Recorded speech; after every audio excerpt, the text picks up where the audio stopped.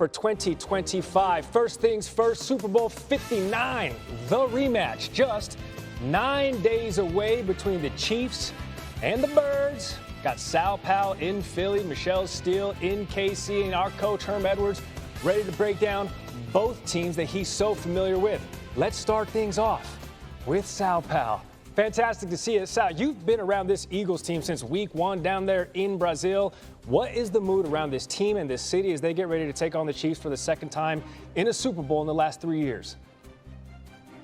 Well, the mood around this football team can be summed up in 2 words, Gary.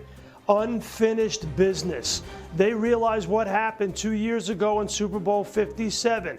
They couldn't get Patrick Mahomes II off the field, especially in the second half. The Chiefs had 15 first downs in the second half of that football game. The Eagles went into the halftime locker room with a 10-point lead, a double-digit lead, and they couldn't hold it. And they understand that to be the champs, you have to beat the champs. And that starts with Patrick Mahomes II. They've got to figure out a plan to get to Patrick Mahomes II on 3rd down, on 4th down, in those high leverage situations late in the game, and make sure that he doesn't extend plays and he doesn't move the sticks. And when I sat down one-on-one with Nick Sirianni, I asked him, give me one word that describes Patrick Mahomes II. Listen to this. Yeah, I think he's clutch. You saw that. One word, clutch. Yeah, clutch. Like you saw that I get to watch him. I've gotten to watch him a lot. Been able to coach against him a lot, and he's clutch in big moments. So a lot of respect there. Obviously, you have so much respect for him with all the success, but heard that he's an awesome teammate as well, an awesome person. So got a lot of respect for that. And imagine he has to go through, why isn't this happening or why isn't that happening? And he always steps up to the plate. Nick Sirianni will take his football team onto the practice field, in about 15 minutes.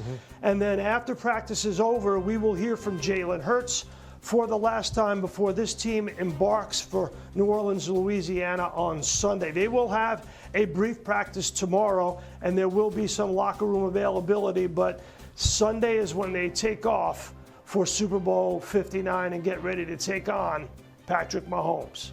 I got to imagine Jalen Hurts is going to have that poker face on in front of the assembled media leading up to that rematch against Patrick Mahomes and those Chiefs. Sal Pal reporting with the Eagles. Sal Pal himself wheels up tomorrow. Thank you, sir.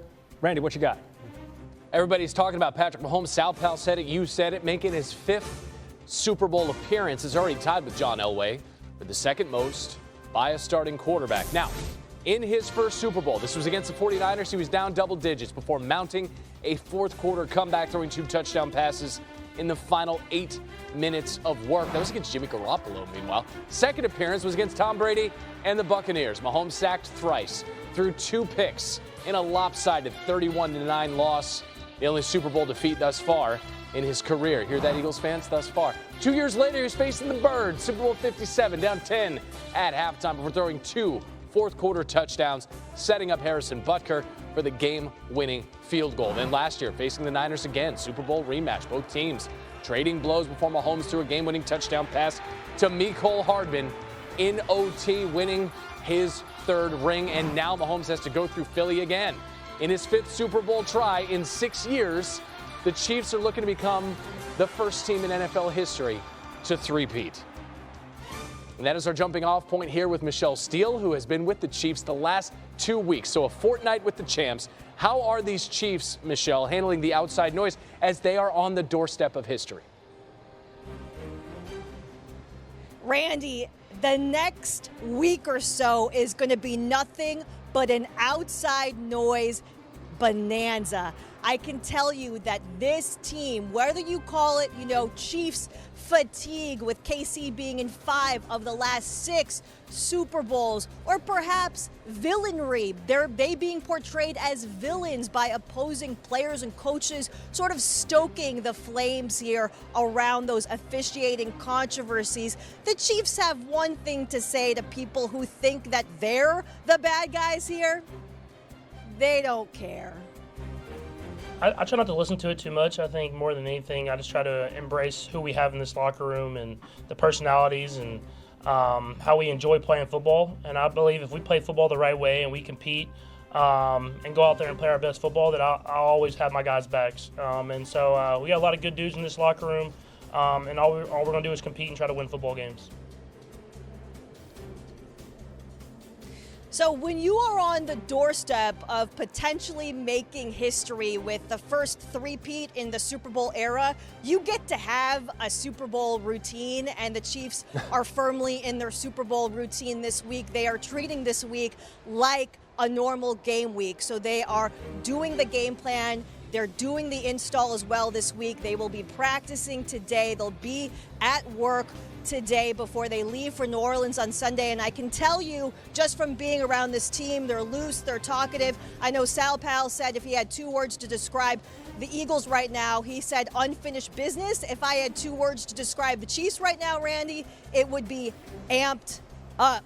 They are fired up to make history in New Orleans. I was told rematch is just 1 word, but I'm just trying to join the inside joke. That's all, Michelle. Appreciate Michelle Steele with the very latest. From Kansas City, let's throw it back over to Gary. I got 2 words. Herm Edwards, playing it right down the middle, flanked by both teams he has so much familiarity with. Coach, you're talking about the Chiefs and the dynasty and the comparisons of Patrick Mahomes and Tom Brady and these Chiefs to those Patriots. How do you compare them? Can you compare them, these Chiefs and those Patriots? Well, they're on the doorsteps of trying to catch Tom Brady and the New England Patriots, what that dynasty was able to do. And in Kansas City, the fan base calls it the Chief Kingdom, by the way. And obviously, if they were to win this Super Bowl, it'd be the first time historically that any team won 3 in a row. But I think it goes further than that. This team has great culture.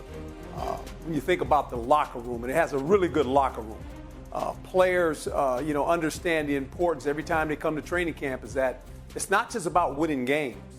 It's about winning Super Bowls. Most teams and most organizations would wish they had that in their culture. Sure. This team has that. When you go to the Kansas City Chiefs, you're not just trying to win games and get in the playoffs. It's bigger than that. Sure. You're chasing history. You're trying to win Super Bowls. That's a little bit different than most teams in the National Football League. Trying to get that Disney invite at the end of those 60 minutes. So let's talk about what's going on between the lines, starting with Andy Reid, who's going to be seeing Nick Sirianni and these Eagles on the grandest stage for the second time in just a couple of seasons. What adjustments do you think he's going to have to make against this version of the Eagles, Coach?